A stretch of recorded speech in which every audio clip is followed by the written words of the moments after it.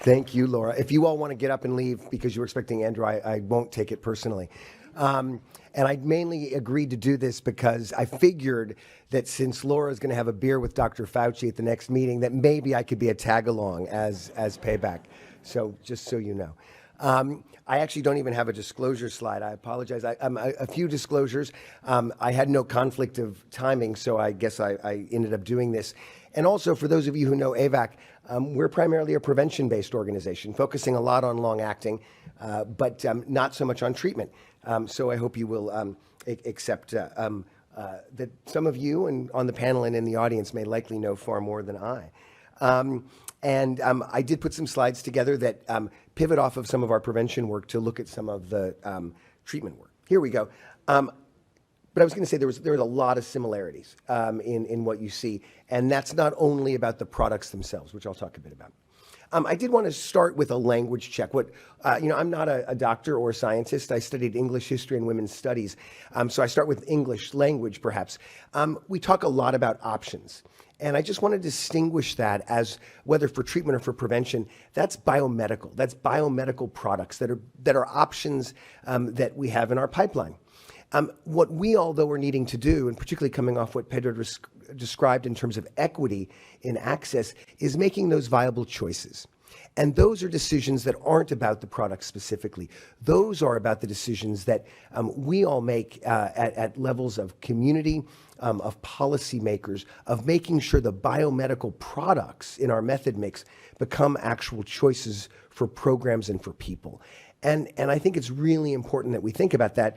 And to give you an example of why that matters, and this actually comes from the contraceptive world, where we've seen over decades of product development that for every new contraceptive developed, the prevalence of contraceptive use goes up.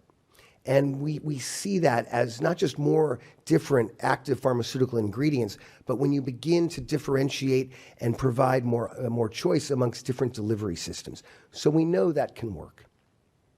And I wanted just to frame one other piece, which is why I think it is actually helpful to have prevention people in the room, is that at the end of the day, what we're really talking about is not treatment or prevention. We're talking about universally testing and connecting people with the products and services they need. And I highlight that because in both treatment and prevention paradigms, we spend a lot of our time thinking about the biomedical products, the great new tools, the pills, the injectables, the implants.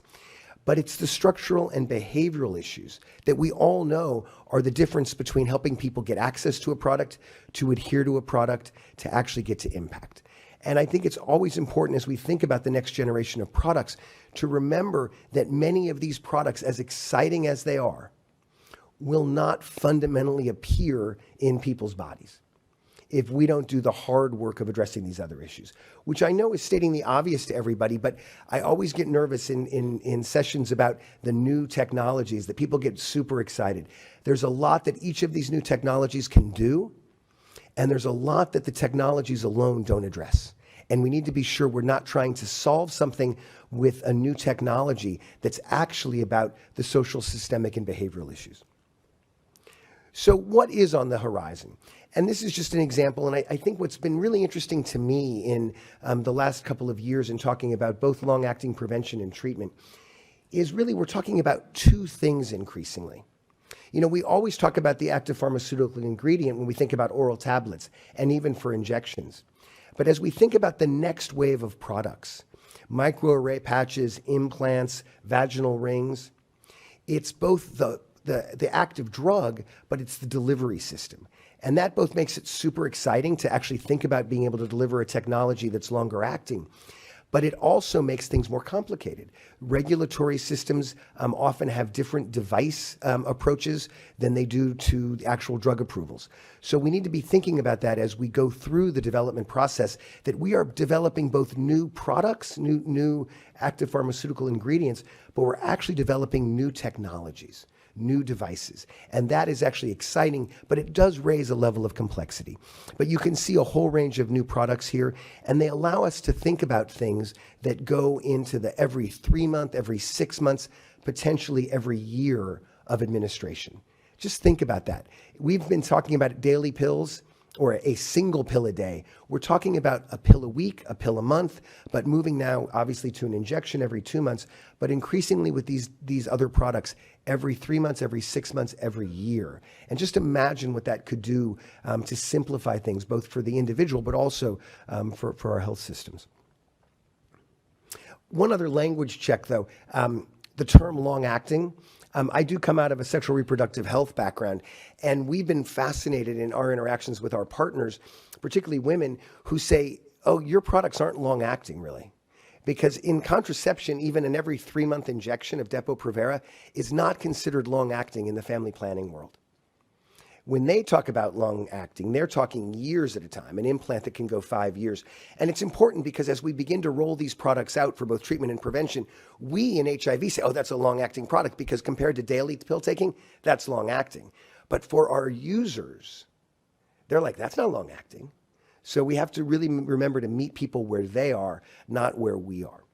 But just to give you a quick sense, and you heard this from both Beatrice and Pedro, we know what's already there. That's obviously the injectable cabotegravir with rilpivirine for treatment. But we don't talk very much about the monoclonal antibody that was approved a couple of years earlier by the FDA, not in remarkably wide use, an intravenously delivered monoclonal antibody, which I always have a hard time pronouncing.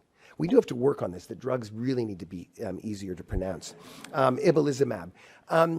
And it's interesting, when that was approved back in 2018, people thought, and that's only every 2 weeks, so not nearly as long acting, but people thought that was kind of out there on the edge. And I'm going to give you a quick slide in a minute about the antibody pipeline.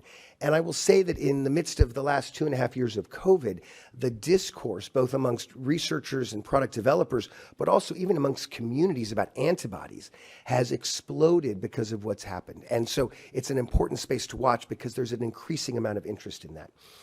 There are 2 candidates that you heard Beatrice described that are in late-stage product development. Islatravir, a monthly pill for PrEP, and it gets to a weekly pill for treatment. Those are on clinical hold, as you heard. And the capsid inhibitor lenacapavir, an every 6-month injection for both treatment and prevention, developed by Gilead. But there is a wide range, and this is, I guess, a bit of an eye test. Apologies. But that's good news. It's hard to read because there's actually a pretty dynamic space. What you can see in the different icons are different delivery systems. This is primarily based on prevention, but again, to note that almost every one of these technologies, product and active drug, are being explored for both treatment and for prevention. So I hope it gets harder to read because that would mean that our pipeline's getting more robust.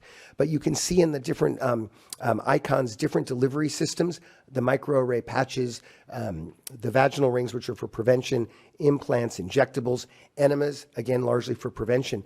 But in the colored symbols, you see the range of drugs being explored for moving beyond every month delivery. So it's a very dynamic space. At the bottom, the bottom third of the slide represents products that are being developed for prevention as multi-purpose prevention technologies, a product that a woman could use to prevent both an unintended pregnancy and HIV. And it's been fascinating. There's work right now on a pill that combines daily oral PrEP with a daily contraceptive. So it's obviously not long-acting, it's a daily pill.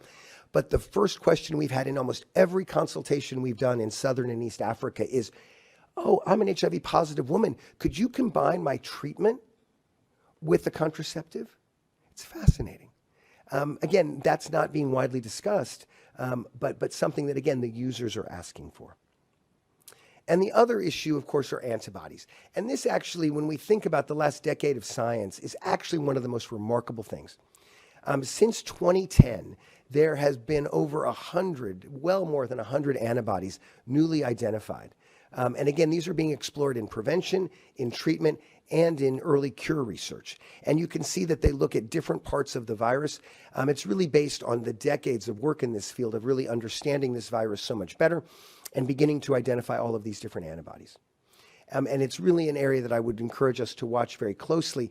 One of the things we hear a lot with the antibody research is antibodies are very expensive to manufacture. But people said the same things 20 years ago about antiretroviral drugs. And I really want to encourage us to think in the future, much like we did 20 years ago, of not letting that be a barrier to the research. that we should be exploring these antibodies because they may add quite a diverse and opportune puzzle piece in the paradigm of both treatment and prevention. I won't get through all of the numbers. These are easy to pronounce because they actually, you'll see they're like VRC07. That's the 7th antibody discovered by the Vaccine Research Center. Much easier to do than imbelibizumab. But again, a really interesting place. We assume, much like with antiretrovirals, we will need more than one antibody from more than one of these domains in combination. So we're going to look at combination antibodies. Likely expensive, likely at fairly high volumes, but again, that's early research, but something that I would encourage us to watch very carefully. I do want to come back as I end to something about products. And I did say it at the beginning, be very careful about thinking that a product's going to address all of our magical problems. Some products are higher efficacy, but maybe harder to deliver. A product that might have side effects that are, harder to handle may be easier to deliver. It's balancing all of these considerations. And I spend a lot of my time hearing people say, oh, this product is better, as if it's a binary decision. I really encourage us to think about every one of these technologies across a number of considerations. And also remembering that the products don't magically appear if we don't build the programs. So we need to use cabotegravir or ripivirine treatment. We know we want to get better than every 2 months. But if we wait for every 6 months for 5 years and don't do good work with the products we have, then we're going to be sitting here at AIDS 2027 and saying, oh, it's going to be a decade before we see progress with an every 6-month injection. Let's work with the tools we have to navigate through all of these things. Again, really just restating what I've said in terms of what needs to happen, in terms of managing all of that. And then finally, I just really want to focus, and it actually picks up on exactly where Pedro ended in talking about how we think about this research. It's exciting, it's upstream, it's fancy science, and that's exactly when to bring communities in. The fact that we don't have that many products in late stage development right now is the right time to be engaging people about what would you prefer? Would you take an implant once a year? What's the trade-off? How do you think about that? And really having that robust civil society engagement now, not at the end of the trial. And I will end there and look forward to the conversation with everybody.